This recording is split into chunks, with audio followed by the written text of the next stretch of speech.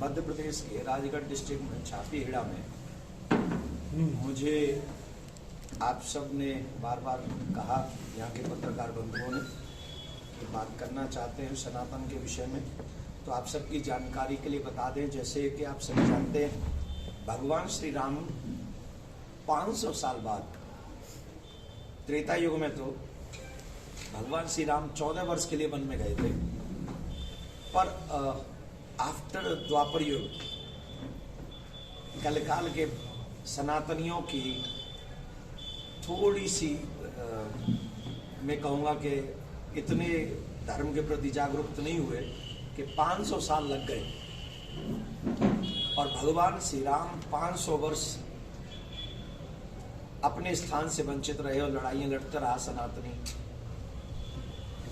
अब वो सुंदर समय आया है कि जहां हम 22 जनवरी को भगवान श्री राम को तंबू में से, टेंट में से एक सुंदर भवन में, महल में, मंदिर में उनकी स्थापना करेंगे और ये सनातनियों के लिए गौरवशाली क्षण होगा और सभी सनातनियों को अपने भगवान श्री राम का स्वागत करने का सौभाग्य मिलेगा। एक प्रार्थना कर दूं कि हर सनातनी उस दिन भगवान श्री राम के विषय में खुद भी जाने, अपने बच्चों को भी जनाए, और मैं तो एक और प्रार्थना करता हूं, 22 जनवरी को सरकारी छुट्टी घोषित कर देनी चाहिए, जिससे प्रत्येक सनातनी राम को जानने का प्रयास कर सके।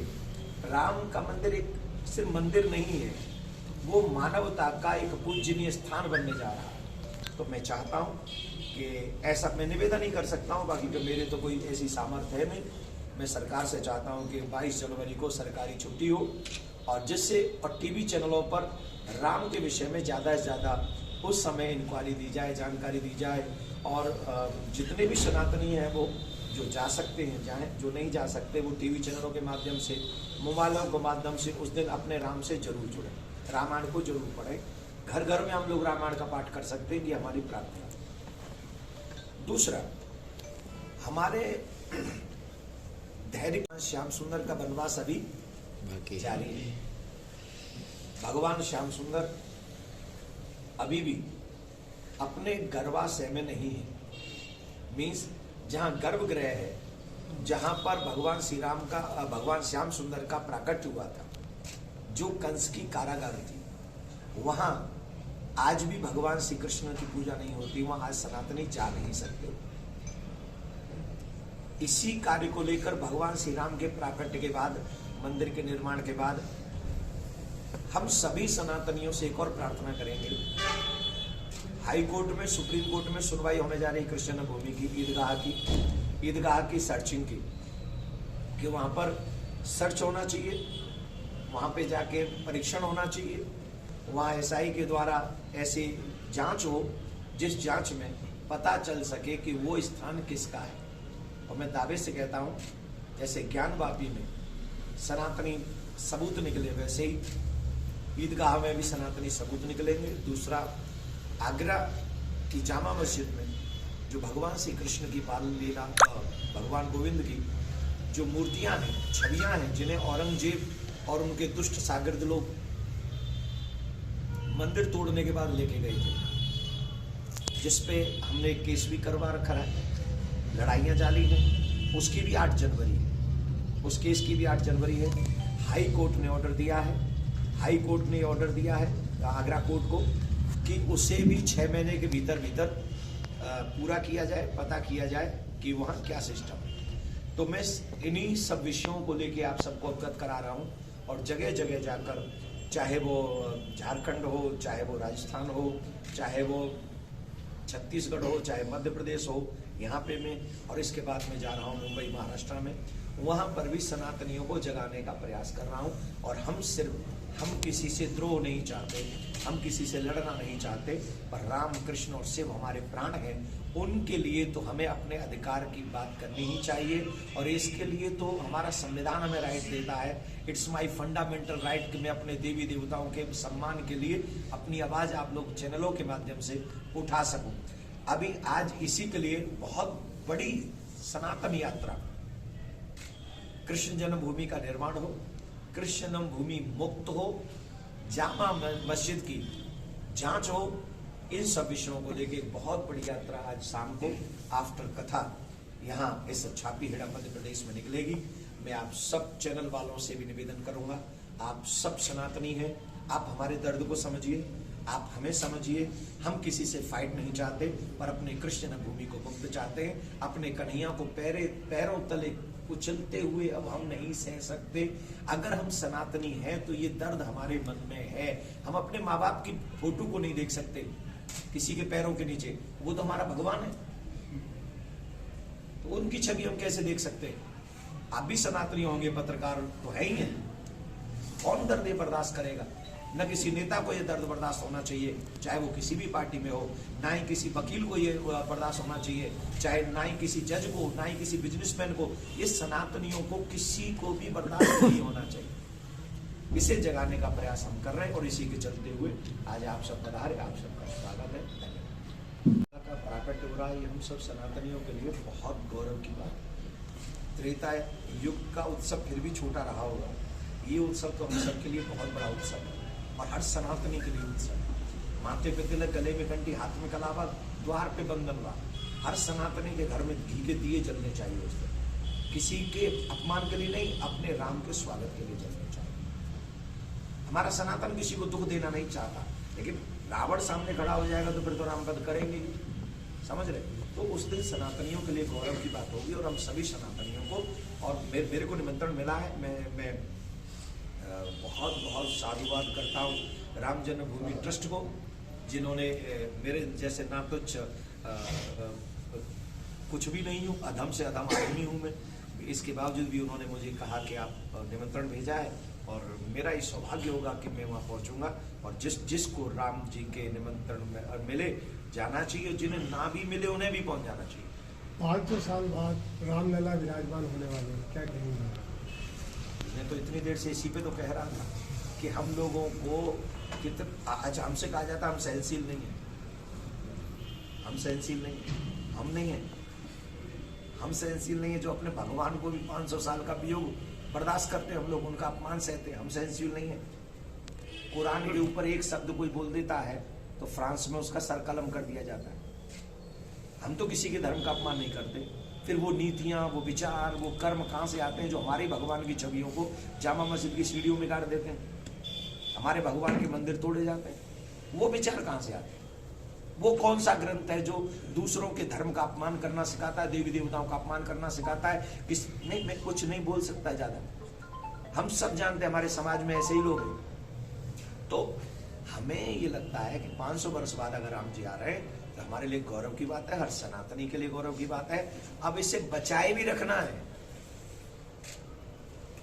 You must understand my thing, क्योंकि अभी से आप ये समझने लग गए हैं, सुनने लग गए हैं वीडियो में कि कितने दिन बचा लोगे राम मंदिर। आज तुम संबल हो तो तुम बना रहे हो, जब हम सबल होंगे तो हम फिर तोड़ देंगे। What is this? कौन कह रहे हैं? भारत में रहने वाले लोग कह रहे हैं, भारत में रहने वाले लोग कह रहे हैं ये सुप्रीम कोर्ट के उस ऑर्डर का अपमान कर रहे हैं। ऐसे लोगों पर देशद्रोह का केस जारी होना चाहिए जो लोग ये कहते हैं कि जब हम सफल होंगे तो हम इस मंदिर को तोड़ देंगे। कब तक चलेगा ये सिस्टम? राम कृष्ण काशी, ये जो हमारे राम से कृष्ण है, ये तो हमारे प्राण है, आप उनका अपमान करोगे और हम बर्दाश्त कर रहे? ऐसा नहीं होना चाहिए। महाराज जी, गुरुदेव आप इतना खुला वो ना जाए तो इस तरह की भाषा से आपको डर नहीं लगता? गुरुदेव, आपने 2 प्रश्न कर दिए। पहला प्रश्न तो आपने ऐसा बोला क्योंकि सनातनी सबसे सभी धर्मों की रिस्पेक्ट करना सिखाता है। एक स्त्री जिसका विवाह हो गया हो वो घर में रहने वाले सभी सदस्यों का सम्मान करती है, लेकिन उसका फुली डेडिकेशन किसके साथ होता है? उसके पति, उसके पति के पतिदेव, उसके पति के। कह रहा हूँ, आप लोग कह रहे हैं, यही धर्म सिखाता है। पक्का सम्मान सबका करना चाहिए, बिल्कुल ठीक है। तो सम्मान तो हम सबका करते ही हैं, उसी परिवार की तरह, सदस्यों की तरह, पर हमारा फुली डेडिकेशन हमारे धर्म के लिए है, क्योंकि हम उसके दास हैं, हम उसके सेवक हैं। हम फुली डेडिकेशन अपने धर्म के लिए रखते हैं, पहली बात। जो अच्छा, वो स्त्री अगर दूसरों से उतना ही डेडिकेशन रखे तो क्या कहेंगे उसे आप? चरित्रहीन। ये आप कह रहे हैं, मैं नहीं कह रहा हूँ। आपने सुन लिया क्या कहा? तो जो लोग सनातनी होकर भी ऐसी जगह पे जाके कोई चादर चढ़ाता है, कोई जाके मजार को अपने घर में विराजमान करा लेता है, कोई कुछ कर लेता है, तो उसे हमारे शास्त्रीय भाषा में कहते हैं व्यभिचार भक्ति। वो प्योर डेडिकेशन वाली भक्ति नहीं रही, वो व्यभिचार हो गई। हम आदर सबका करें, लेकिन अपने हृदय में अपने माथे को सिर्फ अपने भगवान के आगे झुकाए। मैं आपको उदाहरण देता हूँ, तुलसीदास जी महाराज ने कन्हैया के आगे हाथ सर नहीं झुकाया। कन्हैया के आगे जाके क्या कहा? तुलसी मस्तक तब झुके जब धनुष बाण ले हाथ। आपके हाथ में मुरली है, ये मुरली छुपाओ, धनुष बाण लो। मुझे पता है आप एक ही हो, पर धनुष बाण लेके जब दर्शन दोगे तो हम प्रणाम करेंगे। तो उन्होंने तब प्रणाम किया, समझ गए बात? तो मैं सनातनियों से यही कहूंगा कि आदर सबका करो, अपमान किसी का मत करो, लेकिन अपना सर सिर्फ अपने भगवान के आगे झुकाओ, अपने हृदय में सिर्फ अपने भगवान को बसाओ। मैं सिर्फ आपसे स्पष्टवादी हूं। आपने दूसरी बात कही कि आपको डर नहीं लगता। जिसे डर लगता है वो नहीं मरेगा। मरेगा। मैं मान लूं कि किसी को डर लगता है, तो क्या वो मरेगा नहीं? मरेगा। जो डराना चाहते वो क्या मरेगा नहीं? जो मुझे डराने की कोशिश भी करे, जैसे की गई है, पूर्व में मुझे धमकियां दी गई हैं, तो क्या वो नहीं मरेंगे? कहाँ से मिली आपको धमकी दो महाराज? मेरे को धमकी बाहर से मिली, दुबई से मिली, और एक और कोई देश था उसी के पास में। क्या बोला गया रास्ते में आपको? यही ये जो तुम कर रहे हो, तुम्हारा योगी मोदी कोई काम नहीं आएगा, एक दिन उड़ा दिया जाएगा, बम से उड़ा दिया जाएगा, पता नहीं और क्या क्या। और वो ऐसे ऐसे श्लोक भी सुनाए थे उन्होंने कि मैं आज तक कभी सुने नहीं थे, पर मैं बड़ा खुश हुआ। मैंने शुक्र है मेरे चर्चित देश से बाहर भी हैं। खुश हो गया, मुझे अच्छा लगा।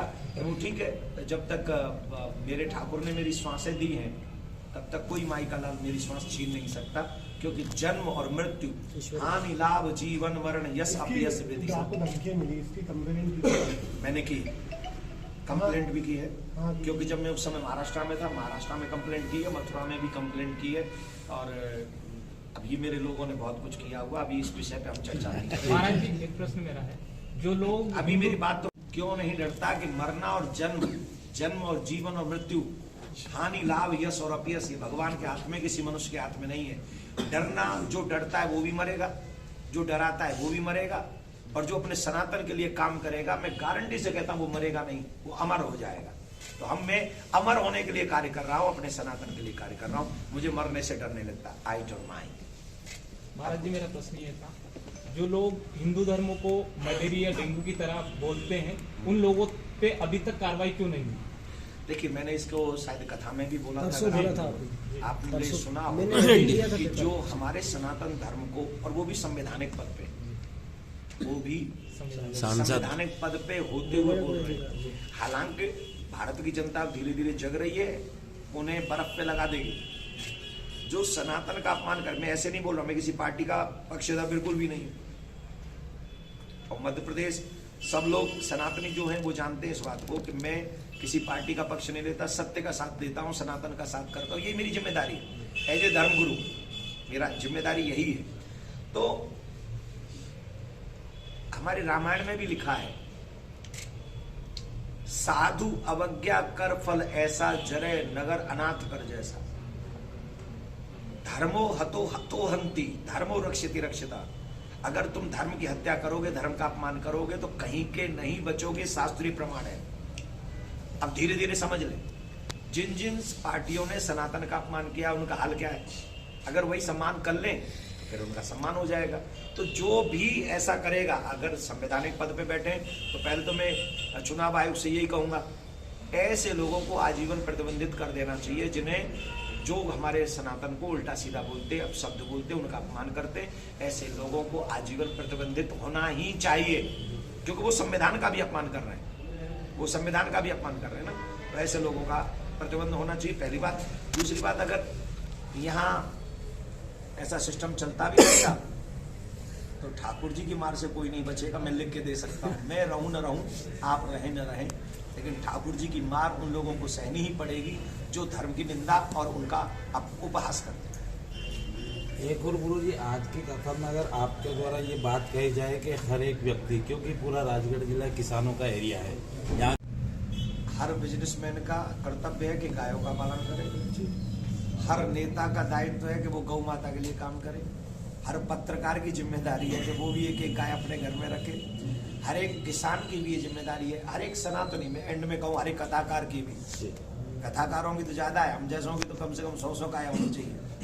तो हर एक को सनातनी की जिम्मेदारी है जो रामकृष्ण से प्यार करते हैं, और जो रामकृष्ण से प्यार करते हैं उन्हें अवश्य गौ माता की सेवा करनी चाहिए, क्योंकि हमारी मान्यता ऐसी है गौ माता में 33 कोटि देवी देवता बसते हैं। तो एक गाय तो हम सभी पाल सकते हैं, कुत्ते पालने से लाख गुना अच्छा है गाय पालना। धन्यवाद आप सभी। जो आप अभी ये यात्रा शुरू कर रहे हैं यहाँ से छापीहेड़ा से कृष्ण जन्मभूमि से, वो पहले से चल रही है या इसी बात से? देखिए ये इसकी शुरुआत यहाँ से हो रही है? नहीं, इसकी शुरुआत हम भोपाल में कर चुके थे। इसकी जो हमने शुरुआत करी थी वो यहाँ मुझे पता चला भोपाल से भी काफी पत्रकार पधारे, उन सबका आज आएंगे कि आप लोग इतनी दूर से चल के आए और मेरे ऊपर बड़ी कृपा आप सबने करी है, तो आप सबका स्वागत करता हूँ।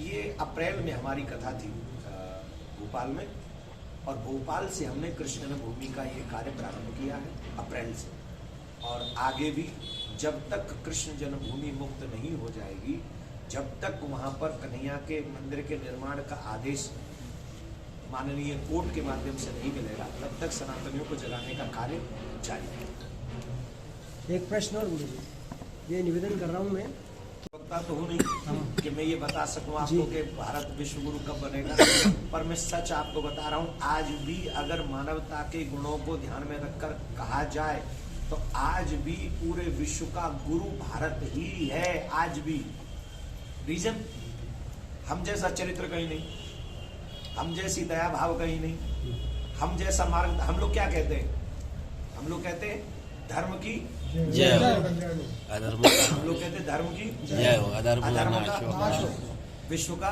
कल्याण हो, प्राणियों में सद्भावना हो। कौन कहता है? हम हम सनातनी। और जो ये कहता हो कि मैं जिंदा रहूं बाकी मर जाए, वो गुरु हो सकता है? जो ये कहता हो मेरे पूजा के स्थान नहीं बाकी सब तोड़ दो, वो गुरु हो सकता है? सवाल जो अपनी पावर दिखाने के लिए दूसरों पे परमाणु बम छोड़ता हो, वो विश्व गुरु हो सकता है? नहीं, जो सिर्फ अपने आप को आगे ले जाने के लिए पूरी दुनिया में कोरोना फैलाता हो, वो विश्व गुरु हो सकता है? नहीं, हम विश्व गुरु थे, हम विश्व गुरु हैं, रहेंगे, और हम विश्व गुरु रहेंगे। बिकॉज ऑफ हम सबका भला चाहते हैं। सर्वे भवन्तु सुखिनः, सर्वे सन्तु निरामया, सर्वे भद्राणि पश्यन्तु मा कश्चित् दुःखभाग्। इट्स माई और माई रिलीजन टीचेज अस।